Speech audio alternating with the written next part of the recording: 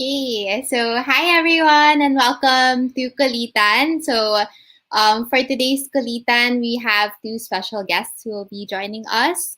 I just want to go through some guidelines that we have again for today. So if you guys have any questions that you want to send over, or if you have any insights that you want to share with our speakers, you can do so through the comment section on Facebook or on YouTube. We also have a feedback form that we will be kindly asking you to fill out. You can answer the feedback form. You can click or you can type the link on the screen. So it's bit.ly/Kubo webinar. Today we have two guests. So it's QLITAN, the gateway to startup success, featuring Draper Startup House. We have Christian Munoz and Nick Martin who will be joining us today. And of course, we have our moderator who is from the Cuba Kitty team. So we have Ross. Before we begin with the program, I will be doing a short Cuba intro. For those of you who have already attended our events before, I'm sure you guys are familiar with this. But again, this is something that we do have to do every time. So yeah, I'll be starting with that. So again, it's Cuba. So Cuba is the Philippines' national innovation and startup hub. We're inspired by the idea of bayanihan or teamwork. So here at Cuba, we literally Filipino startups. We're the first public-private initiative here in the Philippines that caters to startups. So we have 4 founding partners: Idea Space, DOST, JP Morgan, and DTI. We're stage agnostic, which means that we cater to startups at different stages, and we're multi-sectoral, so we don't choose a particular industry. Next, so these are some of the partners that we work together with at Cuba. So aside from what I mentioned a while ago, we are partnered with the ICT as well. There's a few professional service providers that we work with, notably Canva, Liquid Minds, Decini. We have over 30 plus community partners that we work with, over 100 plus collaborators, and international market access partners that we work with as well. So here at Cuba, we have 3 core actions, which are grow, develop, and collaborate. So we want to grow the Philippine startup ecosystem, and we do that by providing nation-building activities, such as the ones that you see on your screen here. Next, we want to develop our startups. So we do that by providing them with the right resources and connecting them to the right people. And lastly, we collaborate. So we want to collaborate with everyone at the Philippine startup ecosystem. So we work together with universities, with the private sector, and the government as well. And these are some of the activities that we have under these actions. So aside from what I mentioned a while ago, these are some of the startup services that we provide. So as you all know, we've moved everything pretty much online. So right now we don't have our Cuba HQ. So at a normal day, we'd usually have our Kulitan there. It's our co-working space, so all of our startups, you can see our startups working there. We have Kulitan, which is our signature networking event, which you're attending right now. We also have our basics, our introductory class, wherein we teach people who are explorers, people who are interested to in getting to know more about the startup scene here.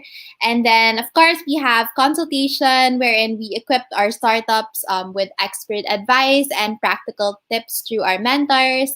We also have our workshops. So these are our specialized workshops wherein we cover topics that our startups need. And then next is our feedback. So this is our focus group discussion. We provide a venue for startups to receive insights on different aspects, and we do that through group sessions with our peers or mentors. And then next is we have our showcase. So this is our investor pitch where we introduce our investable startups to VCs and different investors. And of course, next we have our incubation program. So last year we had our JP Morgan incubation program, and this year we have already launched our newest incubation program in partnership with U.S. Embassy.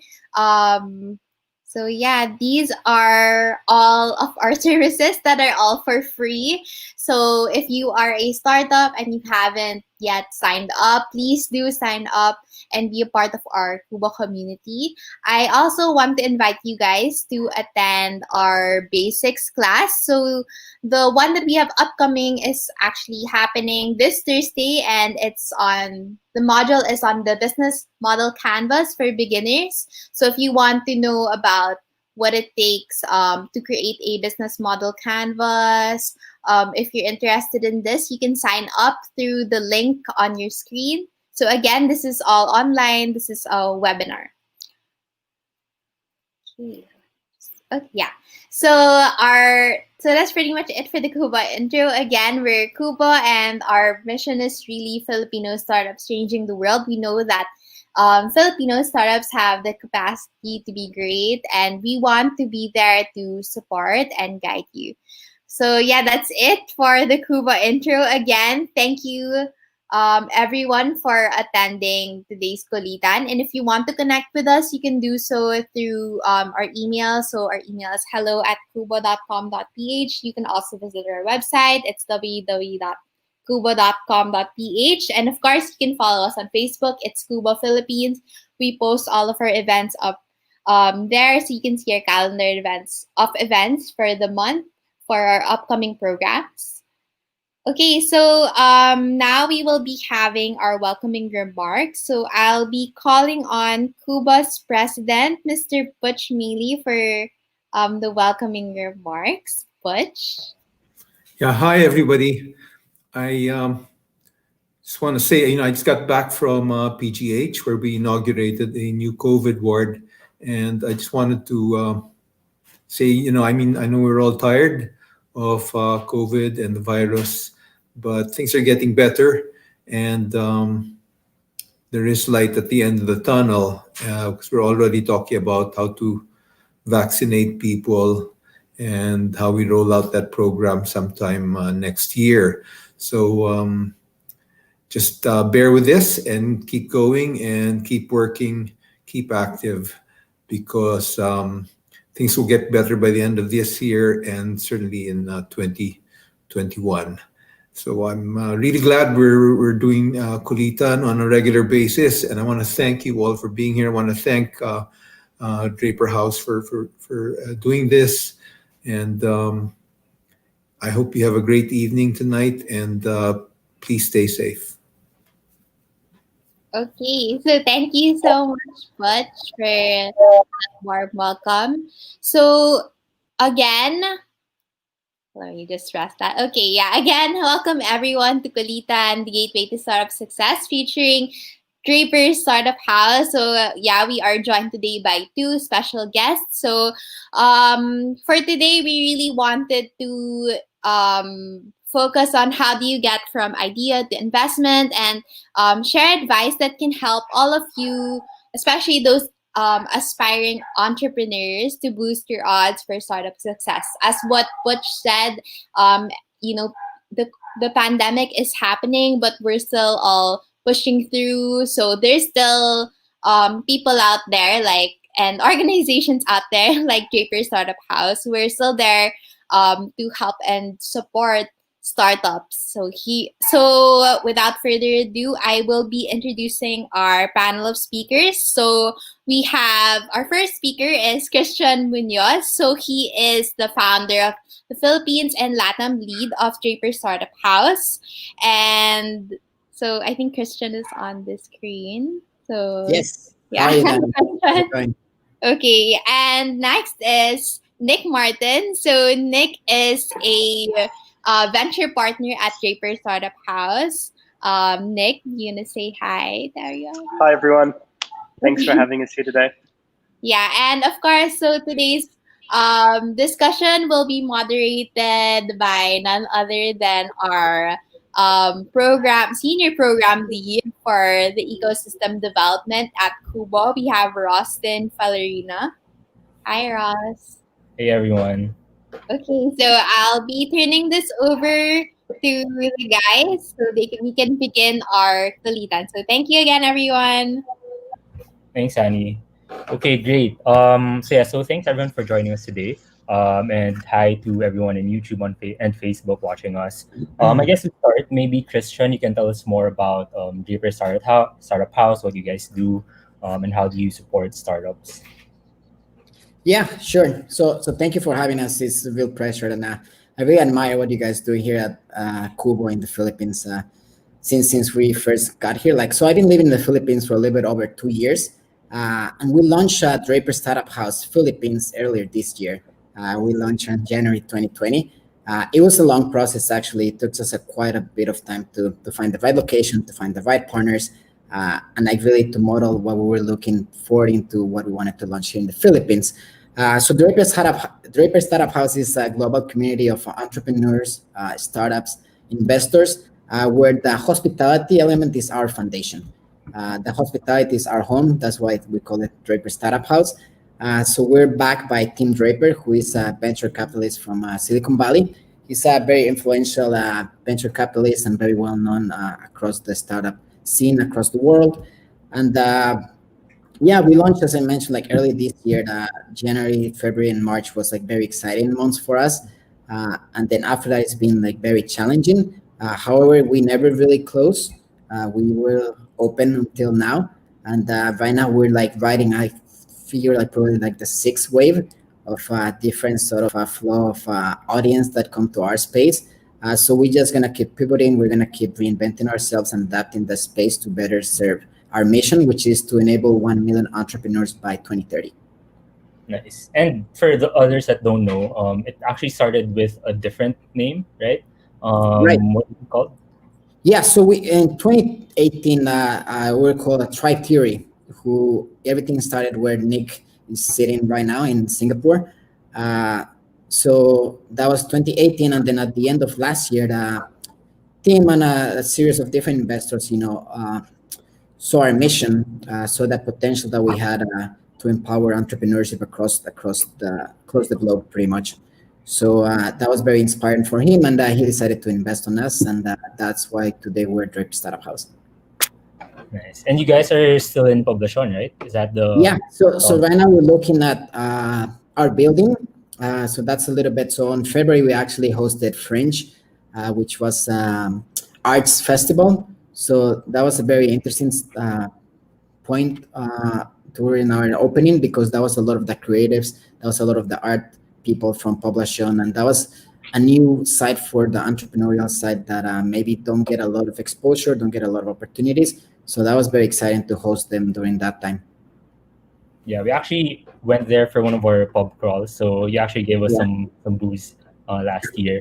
But yeah, aside from hospitality, so what are some of the startup programs that you guys do in Draper Startup House? Right. So one of the main ones, as I mentioned, being backed by Tim, and some of the when we opened initially in Singapore and across the other locations, we came across a lot of startup founders they all, like, besides just staying with us, they always looking into raising capital. So Singapore was very natural for these sort of interactions, and that we wanted to make that accessible to the other locations across the globe. So now we're seeing into services.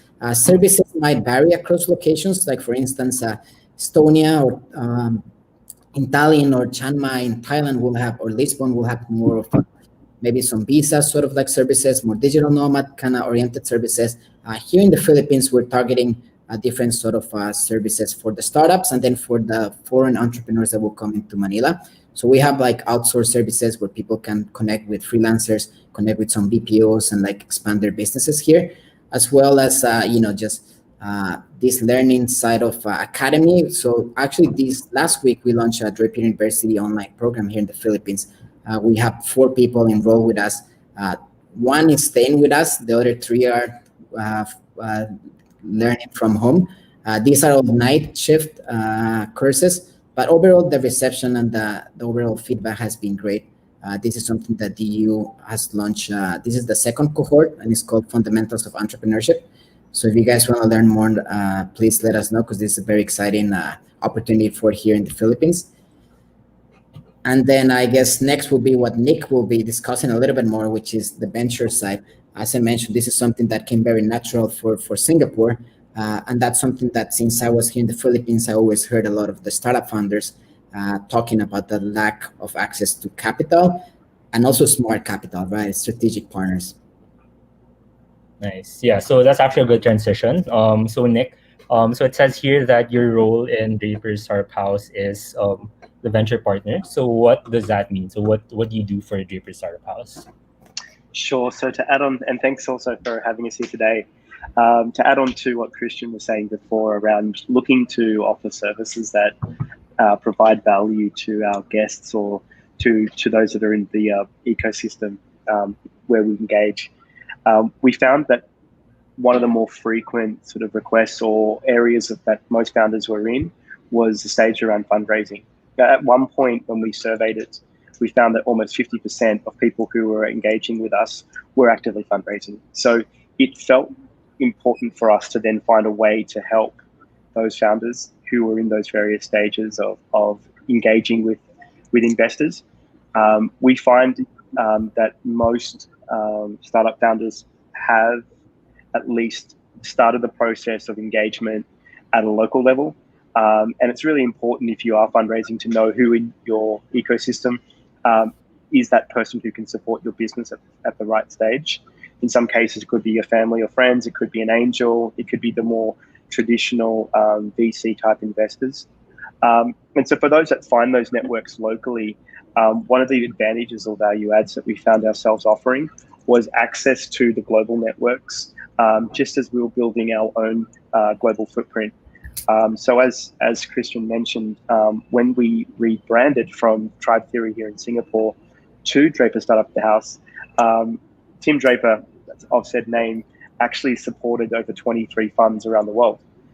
So for us, it was an opportunity to see how we could connect those funds that were interested in looking cross-border, so that we could give another opportunity to founders as they're fundraising.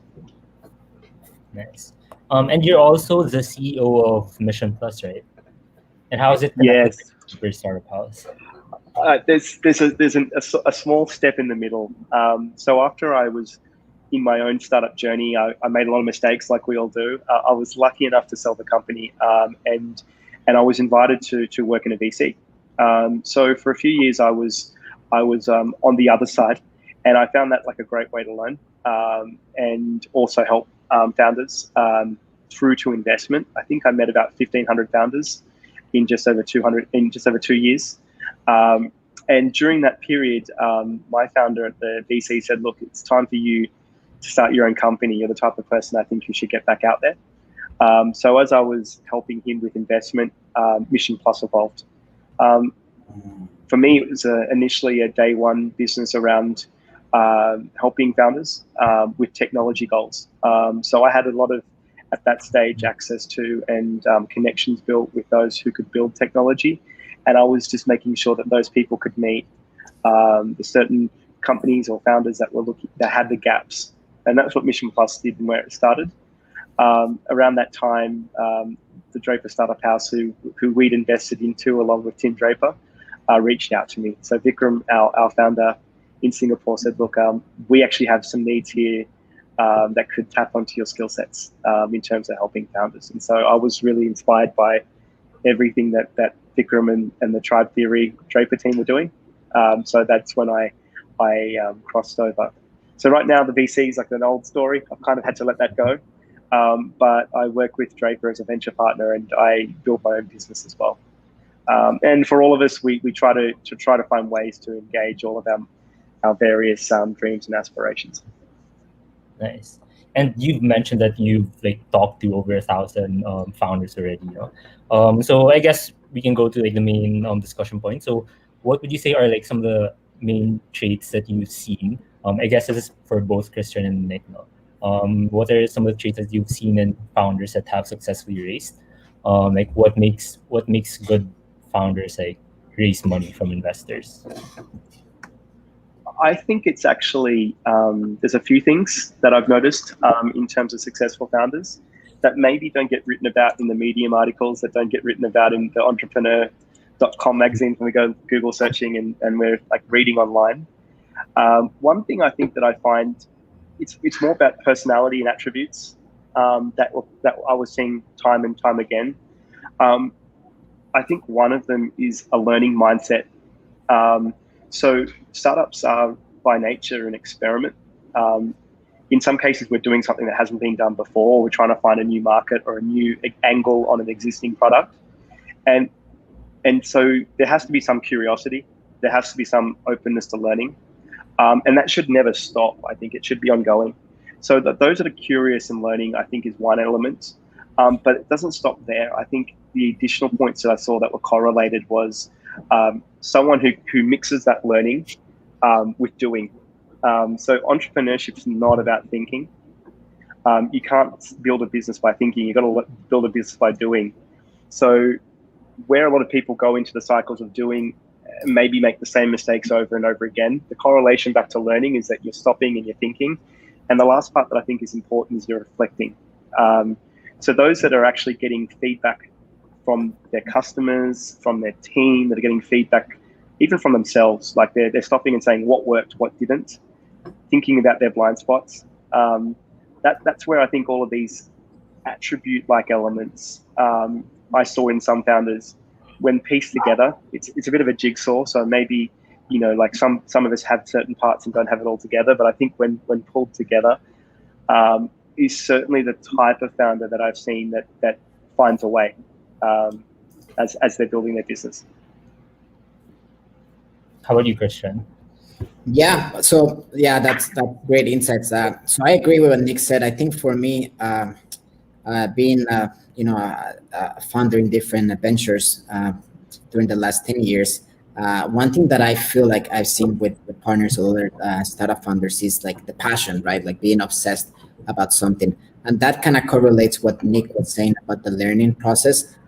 Like, you know, you might have a strategic plan, but like that learning curve and being obsessed about something that you really want to build will help you pivot down the line. You might start with something that might be a totally different product, like, you know, in 1 to 10 years. So if you're really passionate about what you're doing, if you're really obsessed about what you want to accomplish, that would really connect those dots. Something else that I think is very important as a founder is to have a very strong mission. That really helps drive a very strong team. With a very strong mission, the founder doesn't necessarily has to be there all the time. The mission is what drives the company, that drives the team.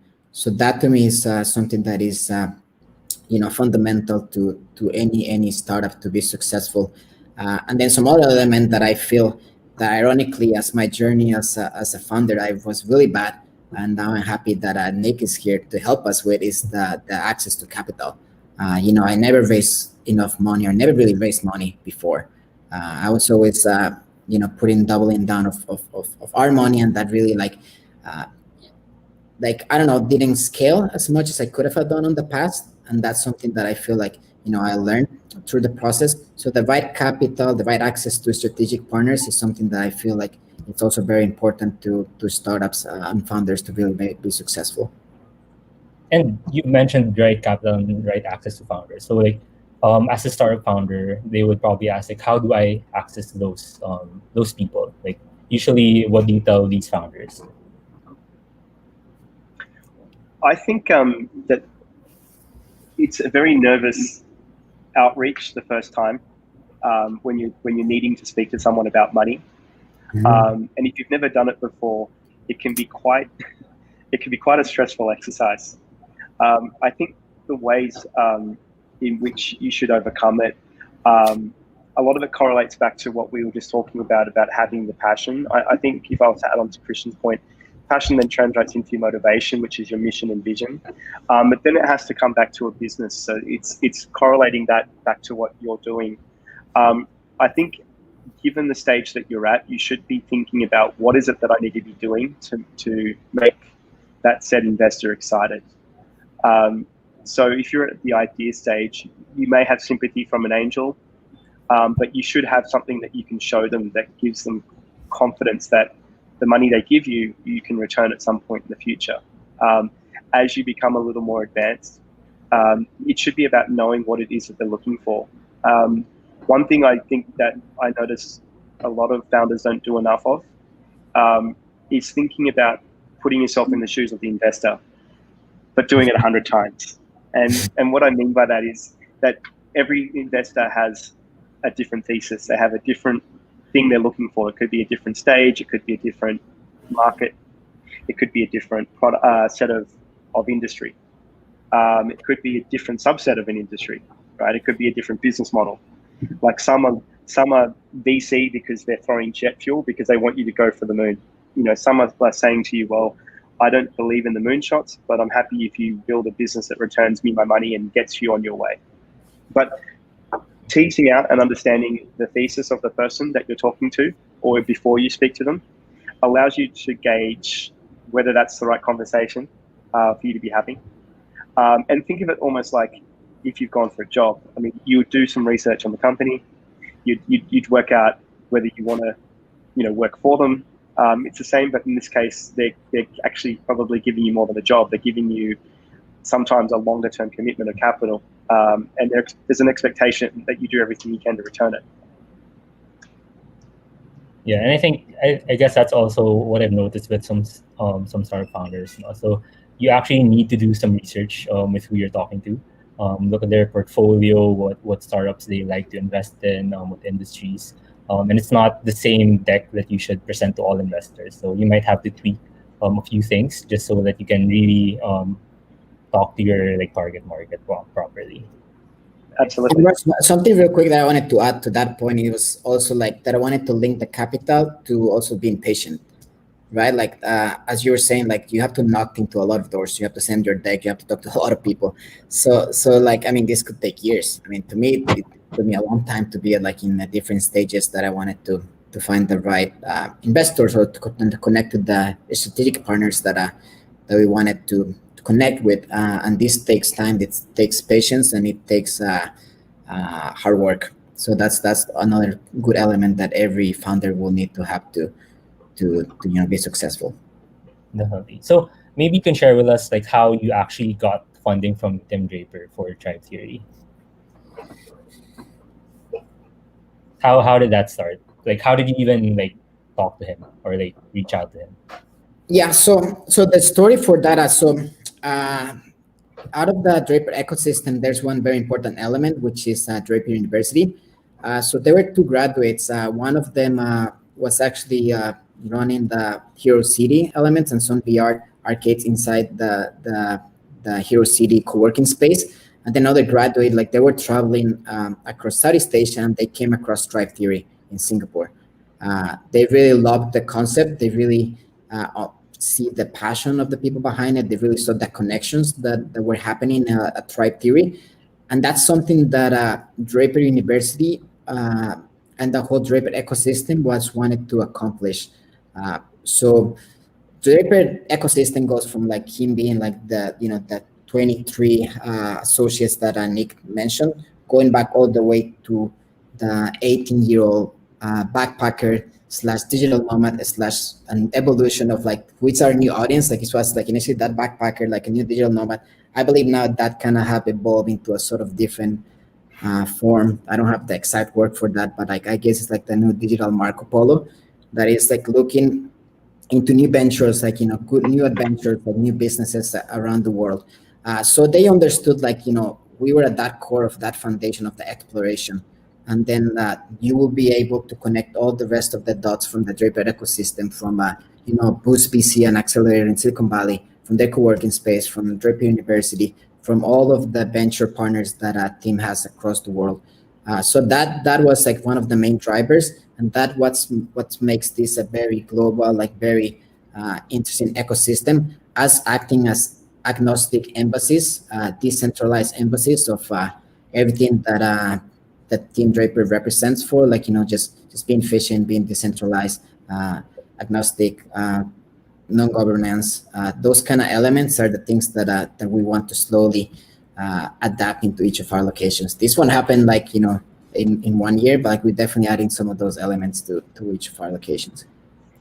I think what's really sort of maybe a parallel for some of you who are listening to us right now is that the contact point between the Draper venture network, between Tim Draper and Vikram, our CEO, was that someone was a guest. They had a great experience. They saw the product. They saw what it was that really excited them, and they said, "Oh, we've got to actually speak now about being a part of this." So that's when I think you've got some product market fit. I mean that definition, that term sometimes gets thrown around a lot, and we always confuse ourselves or scratch our heads with what it is. But you've got it when someone is actually referring you to someone else, which is what happened with Vikram, and how the introduction was made to the Drapers. Great. And yeah, and I guess going back to fundraising for our founders watching, what do you typically see are some common mistakes that they do, especially when, I guess, talking to investors, reaching out to them, and even during the pitch and after the pitch? Common mistakes in terms of, sorry, just to clarify, in terms of when you're talking to investors? Yeah, so I guess common mistakes founders do when fundraising. So I think the way in which, we said before, like finding the right investor, I think most investors will be open to having a conversation with someone if it aligns with what they're looking for. So the first thing is, I think, finding that set of investors is important. But on the flip side, it's kind of like if you speak to an investor and you get the option on feedback, you get the option to practice your pitch, you get the option to learn from the interaction, you shouldn't prevent yourself from doing so. I think the importance in terms of, and I notice this a lot, trying to gauge what people are looking for rather than trying to sell what it is you're doing. I think a lot of people get nervous when they're speaking to an investor and they feel like they've got to put their best foot forward. Being open to telling people what what you're doing well, where you're getting traction is important. But being open to also highlighting what's not working or where you need help. Because at the end of it, we don't expect every founder to be a Superman. And it's not as far as exposing all the vulnerabilities of your business, but knowing where you're needing to improve is I think a feature that actually a lot of investors appreciate. Being formidable enough to show you're confident and that you can win, but also knowing where you're actually needing to improve. So it's the dialogue I think sometimes that's helpful. And everything that Christian said before about demonstrating that you're the right person, that you are passionate, that you link it to the mission vision, that you've got a why. So all of those things are kind of hard to put into one package, but it's all part of, I think, the growing into being a founder. Great. Anything to add, Christian? Yeah, I think to add to that is, I think we not always have all the answers. Right? Nobody has all the answers. So I think showing that humility, obviously like knowing what you're an expert on as what you're pitching, and just understanding like, hey, like there's things that I don't know now, but I will figure. Sort of like similar to what we're living today with the whole situation with COVID, like you really need people to really be committed, really think out of the box and like pivot or readapt the business model in the way that makes sense to survive, or like try to plan, but the planning is very uncertain these times. But if you're like committed and you're every day, like I feel like you'll figure it out. Yeah, so it's good you mentioned about COVID. So I guess I was wondering, like, what is the investment landscape nowadays because of COVID-19? Are investors less likely to invest in startups, or are they more inclined to invest in specific industries? I think that, okay, if we look at the statistics and now that we're starting to see in terms of the amount of deals that have been committed, the amount of volume of funds being transferred, there is certainly a downturn, but there is still money being invested. So let's just say that requires you to probably work twice as hard in terms of getting everything right, in terms of having maybe more conversations. I think leading a startup has always been challenging, even under the best of circumstances. But right now, I think, we have to consider that it's everything else apart from like, nailing that tremendous range of building a great product, nailing your go-to-market, getting your team motivated, trying to fundraise, do all these things. But now you're trying to do it in a downturn. And so I think one of the things that investors are looking for is, in addition to all of that, can you survive the winter? And the winter's, I guess, what we're talking about right now in terms of COVID. It's demonstrating that if they are still open to investing, that given it's such a challenging environment, that you may not have customers, or that your demand may have dropped, that you find alternative ways, whether it's via a pivot or whether it's by staying the course on your burn, so that when things turn around, that you'll be there to service. So I think it may translate then to, adjusting your business model. It may translate to finding, actions that get you profitable sooner or profitable now, or just minimizing your burn so that you can stay the course. I think that there's just been this overlay now in terms of expectations that is just making things a little harder than what they were before, but by no means impossible. So I think we've just got to see that the founders who can get through this will probably be the ones that will still be there in 10 years. They talk about the financial crisis of 2007 and 8 leading to a great wave of entrepreneurs who built things that we now talk about and use every day. So I think we'll see that same trend, but with a different set of circumstances. Yeah, so I think I'm going through some of the comments on our social media, and actually someone asked, now that we're in a pandemic, do you think it's possible to create a successful startup nowadays? So do you think this is the right time to build your startups, or do you think founders should wait until we go back to a bit like normal? So I think yes. I think now is the perfect time. Maybe like as Nick was mentioning, there's a lot of limitations about raising capital. There's a lot of investors don't want to take big risks, right? Like now cash is king. They want to keep the money as much as possible, but there's also a lot of disruption happening. There's a lot of digitalization that was not able before. I mean, you guys have noticed here in the Philippines, like before nobody used to really know how to scan a QR, and now it's like very common. Like right when you go inside like store and fill up your little Google form, which eventually will become a little more techy than a Google form. So all of those little elements are helping a lot of startups really navigate and accelerate that process that will take a lot of the education. I'm originally from Latin America, and a lot of those industries like fintech, a lot of these old traditional industries are like raising a lot of capital at this moment. Very similar the status quo from the Philippines. So I think some industries is the right time to launch. I would just advise just don't follow like trends. Just do something that you feel passionate about, like you really know what you're doing, and don't be like a wannapreneur, like really be an entrepreneur, like really understand that this is a long journey. And but now it's a really interesting time, I believe, to launch a startup. That level of uncertainty puts everybody on the playing field, and the opportunities are pretty much everywhere. And so you mentioned you're from Latin America. So how is it different like the startup landscape there compared to the Philippines? And I guess you can also mention how it is in China, since you were there for a couple of years before the Philippines. Yeah, so right. So before moving here, I lived 10 years in China. So I'm sure you guys all know China is quite advanced uh, regarding a lot of the, general like digitalization, and like everything happens with your cell phone. Nobody really uses ID anymore. Nobody really uses cash or any sort of like traditional things that we use here.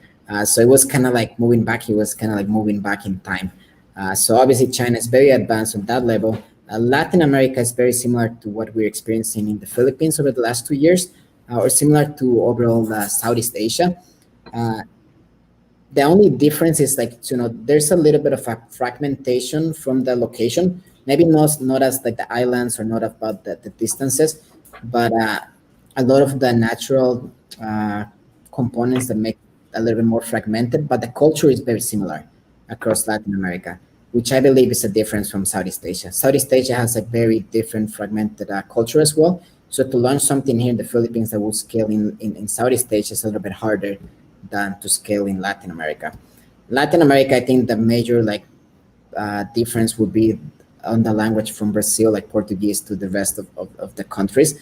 Everywhere else, like, we're very similar kind of culture wise. So that's why actually, if you guys look into the news over the last, since the beginning of the year, there are actually a lot of startups that have raised a lot of capital because of these similarities, because of the disruption that has been happening. And like this goes from Brazil, Argentina, Colombia, and Mexico, which are like sort of like the main centers of startups. These are big markets. These are big areas that you can trial and then launch across, other bigger markets in the Andean area, like Peru, Colombia, Ecuador, and then goes out to Chile, Uruguay, Brazil. Obviously, Brazil is, since it's the biggest market, is getting a lot of attention.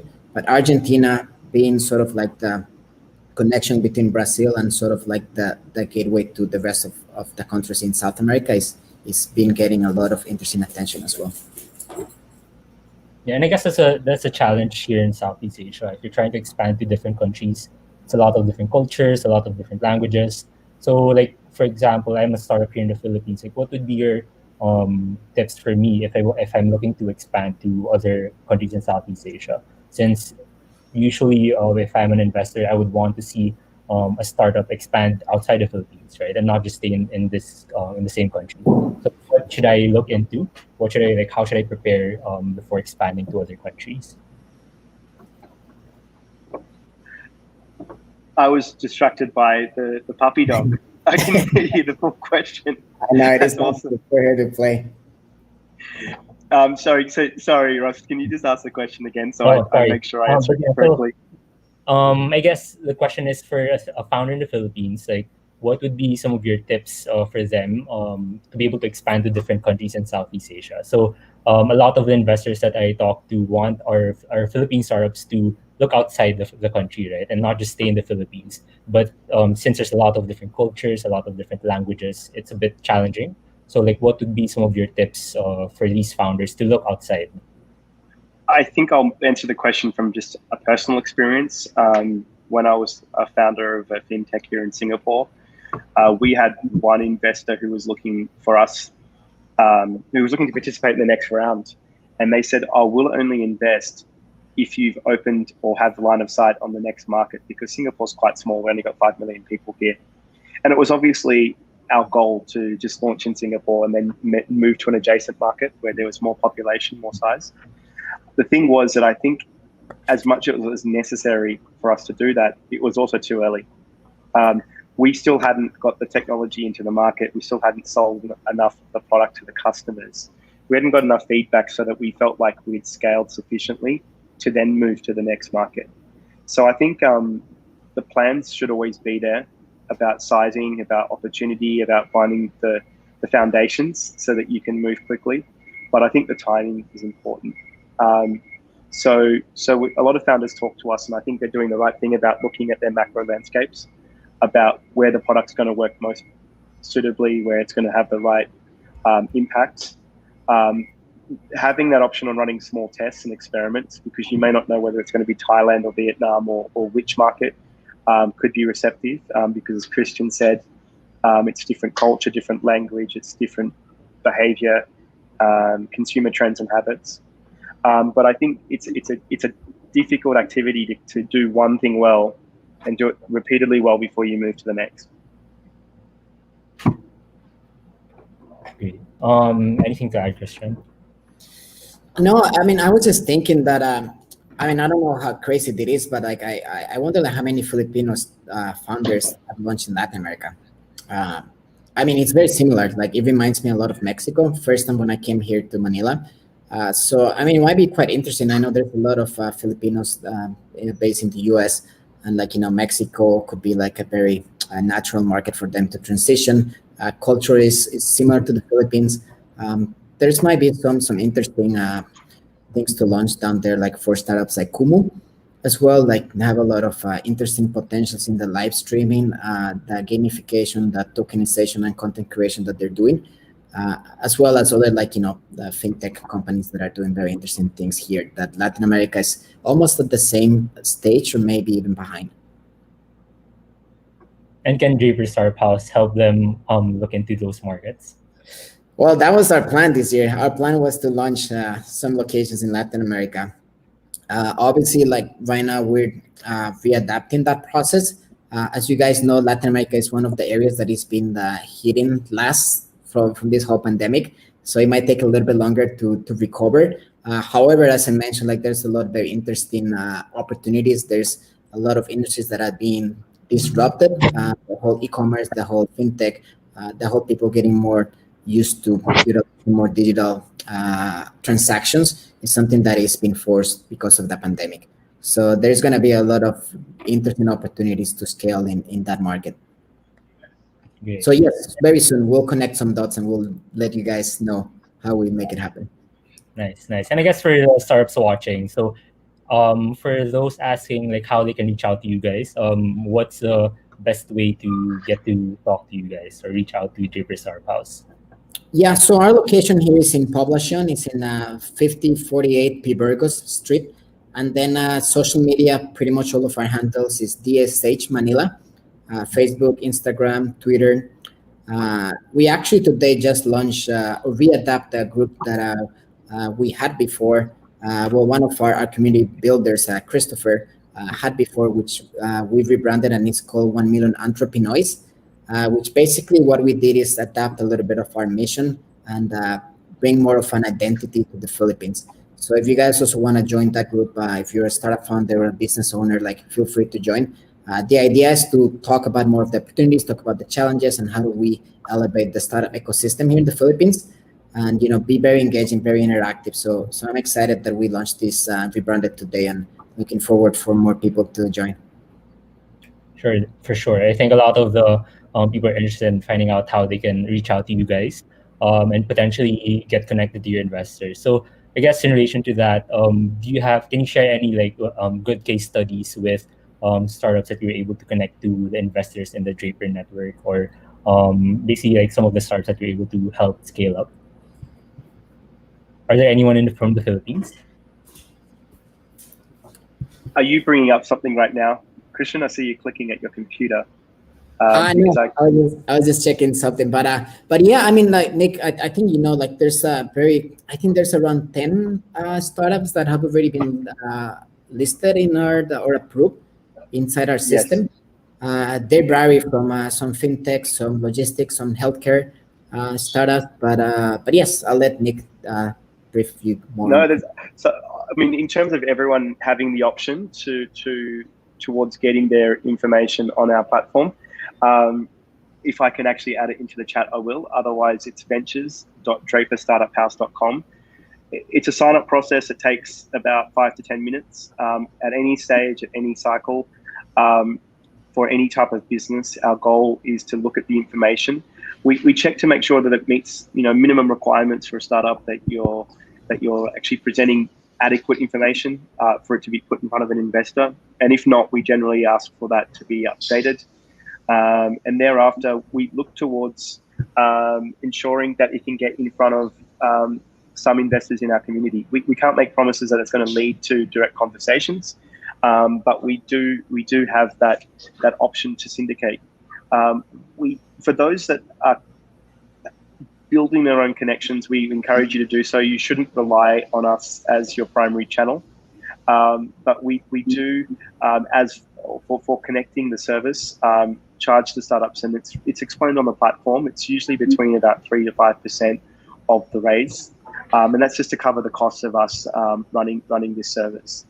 What I'll do is ensure that link can be shared. I'm just going to grab it right now. And in addition to that, when you talked about stories as well, we do have a couple of success stories. We have 2 startups here in Singapore that were able to raise, one from a Singapore investor, one from an investor in the US. The most recent was called Reality Detector, that raised $500,000 from Tim Draper. That's looking towards building an option on better sense of reality of thought detection and whether people are giving accurate information. The other was called Pangea. It was an Argentinian founder who was traveling at the time through different Draper Startup Houses. He was in Bali at the time, and his business is all about providing eco products for a new community. It was using bamboo as a towel, as a one product. He was funding them on Kickstarter, but now he wants to grow that selection of products for his community. And there was an investor here in Singapore that has supported him with his first round of funding.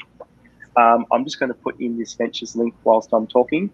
But there's some examples of success stories that we've had so far. All right, and then are the startups in a particular stage, the ones that you guys help get investors to meet? Yeah, that's a good question. So what we've done is we have about 100 different investors on the platform. And those investors are some case idea stage. So they have a very different requirement to, let's say, those that are looking at seed or looking at more established companies at the series A+ levels. But what we do is once the application of a founder or a company is put up on the platform, there are a lot of questions to qualify that information so we can assess it and we can filter it to the right set of investors. So any stage of investment, we're looking to accommodate across all the countries where we are, across all the different sectors of different business. Nice. And then I guess going back to for the startups, so what should they I guess what are the investors looking for when going through these decks? Okay, I think I think that's maybe more a question of, okay, now you're applying to or putting your information in front of someone, and it's more like a cold introduction. Like we can assess it, we can speak to you, and we can try and understand a bit more, and then we can say, okay, we know there's going to be 3 or 4 people that we think it's worth passing this information to. But still, even though we look to qualify and understand, that person who's looking at it on the receiving end may be looking at, let's say, 10, 20, 50 different founders or decks in a week. And that's the unfortunate reality of actually when you're putting this information forward through this means, where you're not meeting them face to face and you're getting an opportunity or an introduction, like a referral. So I would think that you should always take a step back and think, okay, if this is the nature of the game, how do I optimize my chance of getting investment? I would say you're not trying to close the investment in that pitch deck, you're trying to get a meeting. So if you think of it from that perspective, they're only going to be looking at the information for 2-3 minutes, maybe at the most.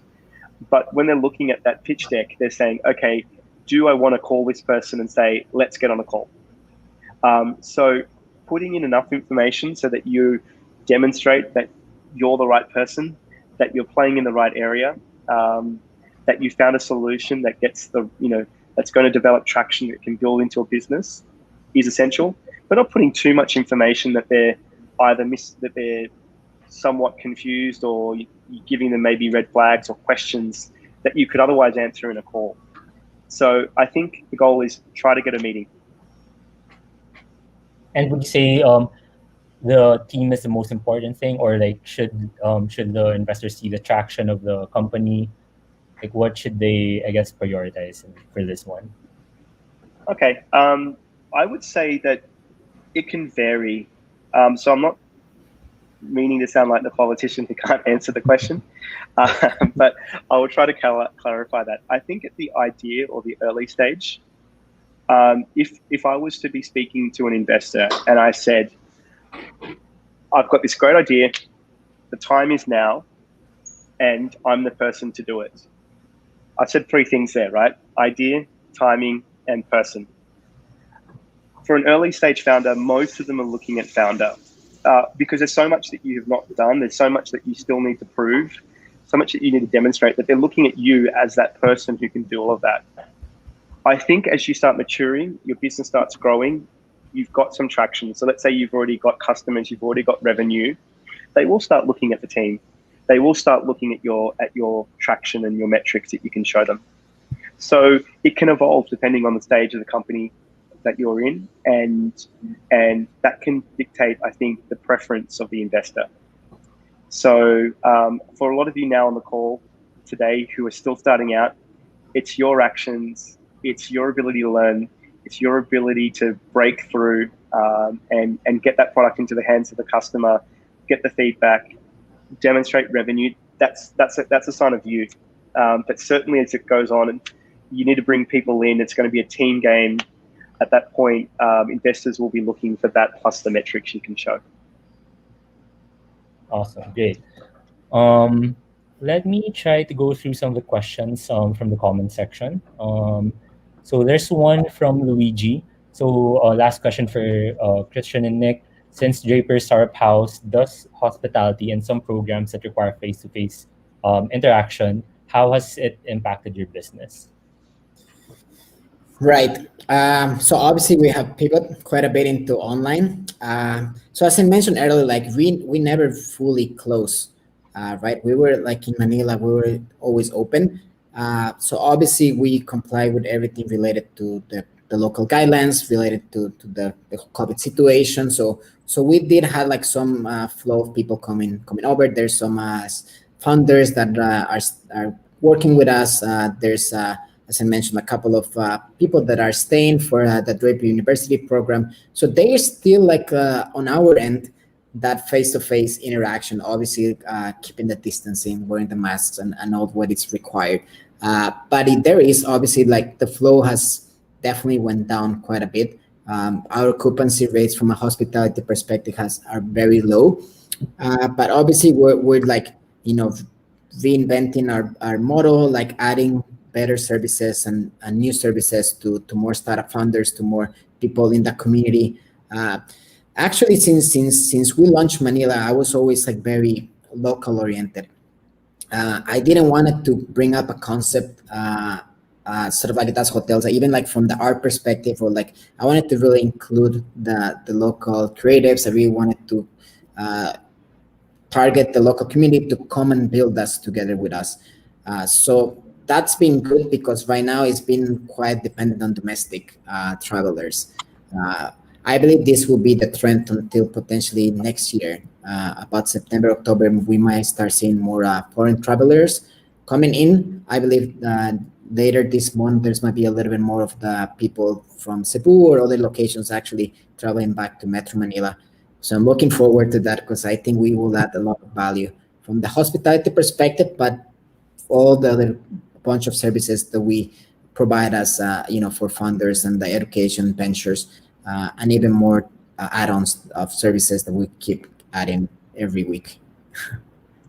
I think I just wanted to add on. I think that was a great question because even though very much it's been there's many hospitality businesses that have been impacted. Even if on the call today you're not in the same business vertical, there's still a lot you can learn from analogies from people who are operating in different fields. We had a planned revenue that's not going to be hit this year, so we've had to say, okay, how can we find ways to keep revenue? On the flip side, we had another lever, which was our planned operating expenditure or our capital expenditure for growth. We had to bring that down. So there's still levers that you can pull on both sides. So even if you're in a separate business, you can still think through the analogies about how it relates to you. Nice. And then there's another question by Dee. So she's asking which one is the best. So bring an idea to an investor, then starting it then, or make a scale model first and then talk to an investor. So I guess this is usually the typical like Silicon Valley startup story where they just have an idea and then reach out to investors and then boom, they get money. But do you see this happening in Southeast Asia and in Philippines in particular? When I worked at an investor, for those 1,500 people I mentioned, they were investing what they call seed. So people who already had, a product, they already had customers, traction, revenue, and they said, "Oh, we want to actually now invest and find founders at idea stage." So that was the project that I had for 2 years. So we were meeting people, who had a PowerPoint or had something in their head, and we even invested in some people who just met us and they hadn't started. So there are people out there who are interested in meeting you, But I think in terms of qualifying that question a bit more, what was a really strong indicator for us to want to talk to you more was not that I had an idea, but what am I doing to validate it? So we may meet you on day one, but we may not actually really decide, or we may go through cycles of conversation, and that could take 1 month, 2 months, 3 months. So if I come back and I'm speaking to you on day 90, what have you been doing? If you're still at the idea stage with the same PowerPoint, then I haven't seen actions, I've just seen thought. If I've seen in that time that you've gone out and you say to me, "Look, I've spoken to 100 customers and this is the feedback I got," and you can show that to me, that's really exciting because it shows that you're taking that idea and through actions, you're moving it somewhere meaningfully. So there's things I think you can do when you've got the idea. One of the small mental shifts we have to overcome to become a founder is to overcome the anxiety of getting into action, of failing, because sometimes it may be the wrong idea, right? But you may as well learn that quickly before you take money from someone. So I think all of that's really important when you're at that early stage. Great. And then another one here from Art. So is it required to have a businessman in the team? So I guess talking about who needs to be part of the team of a startup. Is it important to have someone who's like business minded, or is it okay to be all tech guys? That's a really interesting question. I would say that at the end of the day, a lot of businesses have been started with just people building tech. And a lot of businesses have been started with people just who knew how to sell. And a lot of businesses have been started with someone who knew how to run a P&L, who could open up that green thing in that computer called Excel and knew how to run numbers, right? I think at some stage you need a combination of all three. Whether or not it's from you as that first person who can do them all well, or you bring someone on to cover a gap. At some point in time, I think you need to be able to answer the questions: do people want it? Can I do it? And can I make money out of it? And it's a combination of all of those things. So maybe I can't do it, so I need someone who can build it for me. Or maybe I can build it, but I can't sell it because the product can't sell itself, but I just don't have that skill sets around knocking on the door. So either you acquire the skills, you overcome those vulnerabilities, you make the mental shifts, or you learn, or you bring people in, I think. Christian, do you have any different thoughts around that? Yeah, no, I agree. I think what it's important as a founder, and this is actually a very interesting question. I think it's very important to be self-aware. What are your strengths? What are your weaknesses? So either you hire if you suck at what Nick was mentioning, or you find a co-founder, right? It just sort of depends on what's your business. But I think like that self-awareness element just comes by trying. Like you need to keep, doing different things, and then you really get to understand yourself and really understand what you're good at and what you are not so good at. And then having that self-awareness, then you can if you suck at business, then find that businessman. But do you really need a businessman inside your equation? It just depends on what you're trying to build, right? Obviously, business is a very important element overall. So I would say at some point, your team will need to have a businessman. How do you structure structure that. It just depends on the nature of your startup. That's something that you can either hire, or it is something that is as fundamental to your business that has to be a co-founder. Awesome. And then another question, I think this is from a startup team. So they're asking, so in Integra Technologies, how can you find the right investor if striking it rich is not the startup's motivation? I guess maybe we can also discuss what are the objectives of investors when investing in startups. That's another great question, because I think at the core of that question, what you're saying is you don't want a VC funding, like, which is maybe the jet fuel to go to the moon. You may just want to find, that's what I read by striking it rich. So in that case, if I've understood your question correctly, it's maybe what's more a slower to build, a more sustainable business. It's more a cash flow business. And if I've understood that correctly, then that's there are investors out there who will invest in, let's say, a boring business that generates cash flow, or one that's going to consistently perform, but is not going to scale. Like, I think we've all become quite excited, and I've written about this actually before, about the Silicon Valley sort of blitz scaling model. And a lot of it's come about because that's the way in which traditional VC operates. It takes a lot of money from other people, and it says, look, this is a risky area, but I'm going to give you a high return because 1 out of the 10 is going to outperform, but the others may not. And that so every 1 of the 10 is expected to outperform. And if you don't, you just fall by the wayside. So that maybe, if I'm understanding the question, is a real sort of concern to have.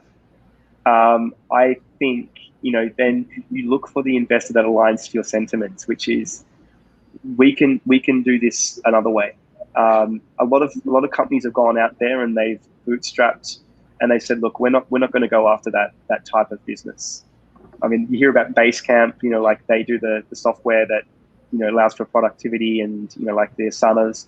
Like, they took a little bit of money and they said, look, we're just going to build a business out of this. We're not going to try and then, go for world domination. And they're very happy, and they've got a team that's motivated, and they turn profit every year. And there's a lot of examples like that. Awesome. And I guess they could potentially look into like impact funds, and not usually the traditional VCs that really want like a global startup or a global. Sure. So there's going to be, on the impact side, there's going to be investment for profit and impact for non-profit.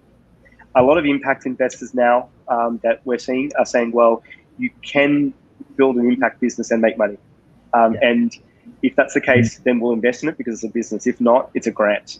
And it's going to have to come from a source, because then there's going to be no return in the business model. True.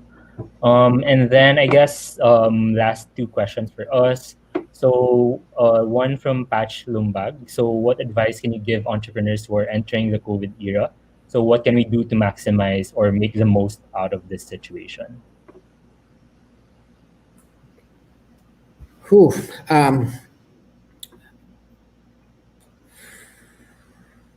I guess, well, as I mentioned earlier, like, I think it's the era of disruption. I think there's a lot of opportunities. I think it just will depend on your industry and like what motivates you as a founder and what's your startup. Like, as Nick mentioned, right now, it's like raising capital. There might be some challenges, but at the same time, if you have the right ideas and like, you're gonna disrupt the right industry, then there's definitely a lot of potential in the industry, I feel. I'm going to repeat something that Christian said before that I thought was to an answer to another question, but it's really relevant here. He said, don't go after the temporary market. And what I mean by that is it's quite easy for us now to say, okay, there's a temporary market in this temporary market, this fad, right, that we can maximize on right now, right? We need face masks, let's say. So let's build a face mask. It's completely outside our business model, but let's do it because there's money to be made in a gold rush kind of mindset. I think a lot of people will see through it, and it won't see you through a longer term. So it's challenging, but if you've got an area, a field that you've been staying in, like where you're motivated, either through your skill set or an industry. Like, let's say you've always been about agriculture. Don't give up on agriculture, right? It may be just now that you have to look at the landscape from a step back perspective and say, okay, from a systems perspective or a value chain, right now I can't make money here because that's really not going to work for me. You know, the metro shut down, we can't do e-commerce platforms, but maybe in this period I've got to look at other opportunities. So just, I think, you know, looking at adjacent entry points, studying up on your business so you can find ways to re-enter is one way I think you can definitely make opportunity out of what's a difficult situation.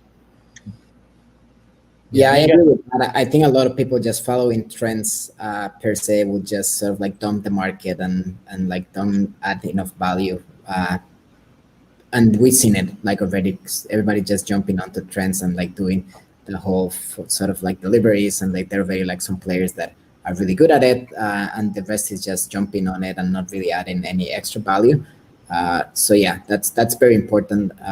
You know, just do something that you believe in. You're not just doing out of a COVID trend, unless you're really changing or disrupting something that hasn't really been done before. As Nick mentioned, like, you know, the whole mass, the whole things that people might jump into. I feel like that's more like sort of like just hustling and like creating some sales out of it, but definitely that's not like a valuable sort of like business model for a long-term startup.